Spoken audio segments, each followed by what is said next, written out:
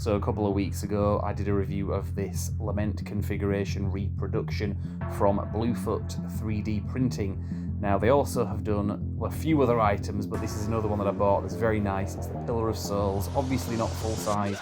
Now, a bit of history. Hellraiser 1 and 2, you see the Pillar of Souls is kind of big wooden thing. Chatter is impaled to it here.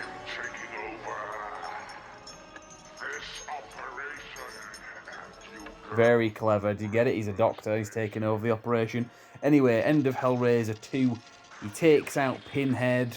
He's kind of taken out the movie, and he then becomes basically part of the Pillar of Souls at the end of that movie, and then that follows into the third movie. And in the third movie, the Pillar of Souls is what you can see behind him, and Pinhead is part of that.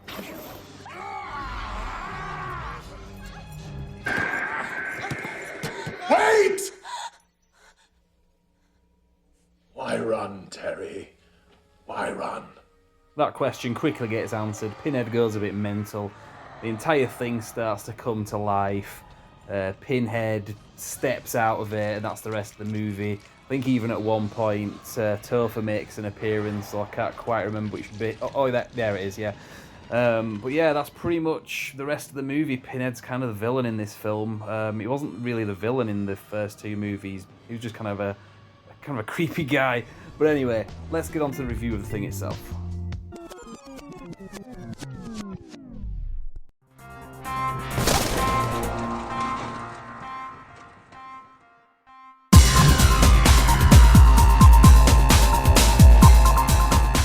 Welcome to Brannix Reviews. So today we're going to be talking about the Pillar of Souls.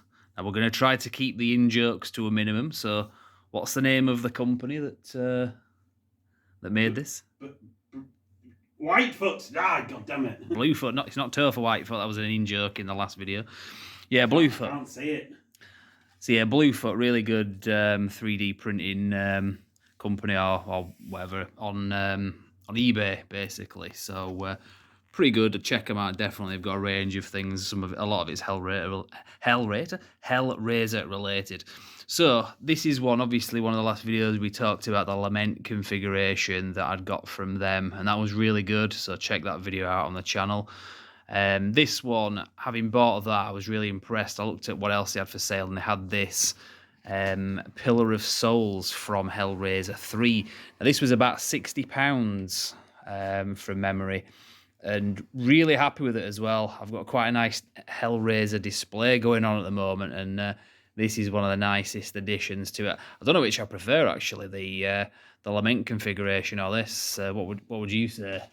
I think the lament configuration's my favourite. Yeah, it's kind of cool because it kind of does a bit more. It is what it is. But if you've seen the film Hellraiser 3 anyway, obviously, kind of the history of this, we were just kind of looking it up a little bit, weren't we? I'll try to do this as well just so you can see it a little bit better. Obviously, in the second film, well, the first film, you see it briefly, and the second film, there's like a Pillar of Souls you see in the background. They don't really get into much of what it does, but by the end of the second film, Pinhead gets killed, and also the Chatterer gets impaled on the thing, because you can actually see the Chatterer there, upside down. I'll give you a few different views on this, like close-ups in a moment, but Hellraiser 2, like I said, at the end of the film, Pinhead gets pulled into it, and right at the end of the film, you see the wooden Pillar of Souls coming out of the bloody mattress, and Pinhead's face is kind of inside it. Doesn't look like this, but whatever, it kind of reforms itself over time, and by the third film, it's this giant pillar. Obviously, it's not to scale this, it's much bigger in the third film. So that's kind of the history of it anyway. In the film, it does change shape quite a few times, because I was watching the film while I had this kind of with me, and I was looking at it just to see like what the accuracy was of this thing, but it does change shape quite a few times. For example, there's a bit in the film where you see the lament configuration, and it's actually higher up on the thing, because if you remember, there's one point in the film where there's somebody that breaks in and steals part of it and chips away at it, and there's a hole in it where this used to be the lament configuration, and the guy puts his hand in there, and there's a rat in there. And yeah, bit of an in joke there. We'll Damn it! I was just gonna like sneakily put that in and see if she noticed. we'll explain that later on. One of the people that's watching the video will get what that's about. That's a side issue. But yeah, so anyway, that's what happens obviously in the film. If you've seen the film, kind of telling you what you already know. So let's have a close-up look at this thing. There's all sorts of weird and strange things on here. Yeah. Different angles. Let's have a look at it. It's almost kind of H.R. Geiger-like. Is this some of the stuff that you see in here as well? There's a lot of it's just random. A lot of the kind of stuff that you see on here. Some of it is in reference to other things as well that have been in the film. Like I say, it's got the chatterer there upside down. Let's just turn it upside down so you can kind of appreciate that a little bit more. And so he's on there. Really nice, very macabre anyway. So yeah, this was 3D printed and then hand painted from what I understand. Very nice looking as well.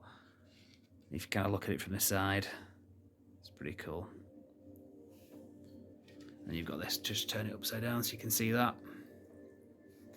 And obviously, like I say, it's done by Bluefoot 3D.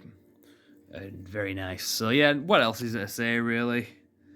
Any thoughts on this from the core?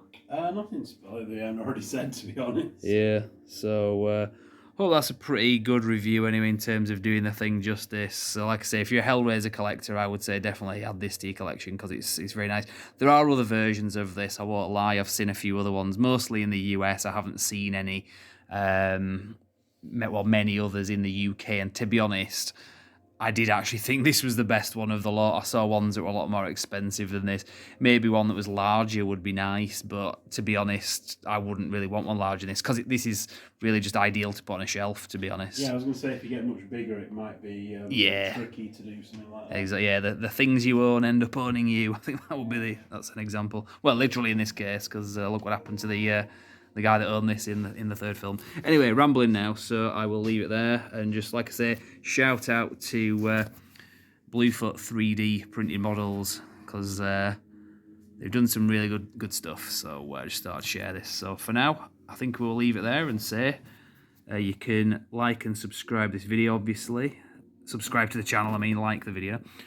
If you go on the channel, you will see a Hellraiser playlist because we've got quite a few videos on there. Some of it's our own content, but there's a few other nice videos on there as well if you're into Hellraiser. So check that out. But for now, I will say thank you very much for watching.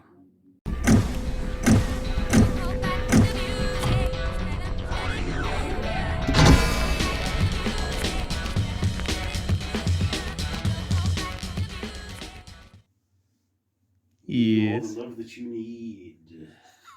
The hell? Leave the light on for me. That makes this. I think we could do that as an outtake because I was actually recording it. No.